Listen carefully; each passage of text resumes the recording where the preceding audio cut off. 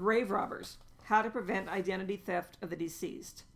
This video will explain how identity thieves steal the identity of someone who died and show survivors the steps they should take to keep grave robbers from stealing the identity of someone they love. Identity theft is the fastest growing crime in America. Last year, more than 10 million individuals were the victims of identity theft. Victims spent an estimated $5 billion to resolve problems caused when someone stole their identity. Identity theft happens to both the living and the dead. You are dead, your identity isn't. Each year, hundreds of thousands of new bank accounts are opened in the name of someone who died. A recent Wall Street Journal article showed this image below. Martha Kunkel signed hundreds of real estate transactions as a designated agent. There was only one problem. Martha Kunkel died 2 years ago. Funeral homes are required to report all deaths to the Social Security Administration. SSA maintains a database of the deceased, referred to as the Death Master File. The Death Master File includes both the name and the Social Security number of everyone who died. The Social Security Administration knows someone died, but no one else does. There is no RSS feed or email blast from the Social Security Administration notifying the Department of Motor Vehicles, banks, or credit card companies that you are dead.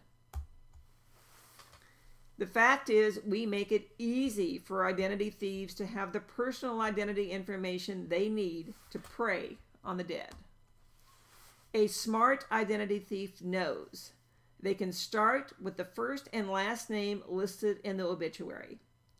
They can search probate records using the information found in the obituary and find related financial information. 90 days after someone dies, identity thieves can access the Social Security Administration Death Master File on the internet. Enter the decedent's name. Seconds later, an identity thief has a matching Social Security number. We couldn't have made it any easier. Well, you might be asking yourself, they're dead. Why does that impact the survivors? We shouldn't have to worry about identity theft of the deceased. Wrong. The deceased don't have to deal with identity theft. The survivors do. An executor will not be able to distribute assets to the beneficiaries until they deal with new credit cards or bank accounts set up by an identity thief. A surviving spouse will have a lower credit score, impacting their ability to get new credit or the interest rate they pay on new loans. And when identity theft of a deceased happens, the survivors suffer both an emotional and a financial burden. There are 4 steps survivors can take to deter identity thieves. Step number 1, request a death flag be added to the decedent's credit records maintained by the 3 credit reporting agencies, Experian, Equifax, and TransUnion. The death flag is different than a credit freeze. The death flag alerts a bank or credit card company that the name being used to apply for a new bank account or a new credit card belongs to a dead person. The death flag can be used to ask credit bureaus to notify you, the survivors, if someone tries to use the identity of a loved one to open a new credit card or new bank account. The death flag is never removed from the credit files. The Fair Credit Reporting Act gives a surviving spouse or an estate representative the legal authority to request a death flag be placed on the decedent's credit records for free. Step number 2, add the name of the deceased to the Direct Marketing Association Deceased Do Not Call list. This is again a free service and keeps unsolicited offers for new bank accounts or credit cards from appearing in the decedent's mailbox, a popular place identity thieves like to visit.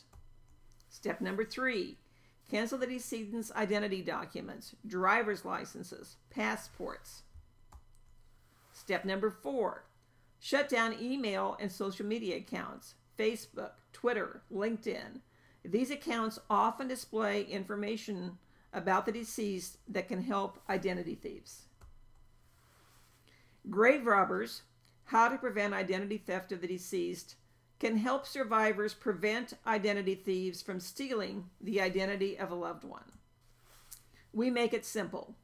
We provide instructions, checklists, and free forms you can use to place a death flag on the deceased credit records, add the decedent's name to the Do Not Call deceased list, cancel a driver's license, Social Security number, and a U.S. passport, know the policies and procedures for accessing and shutting down major social media and email sites. Stop identity theft before it happens. Click here to buy Grave Robbers from Amazon. Get immediate access to checklists and forms that keep identity thieves from opening bank accounts and credit cards in the name of the deceased. Protect the identity of someone you loved.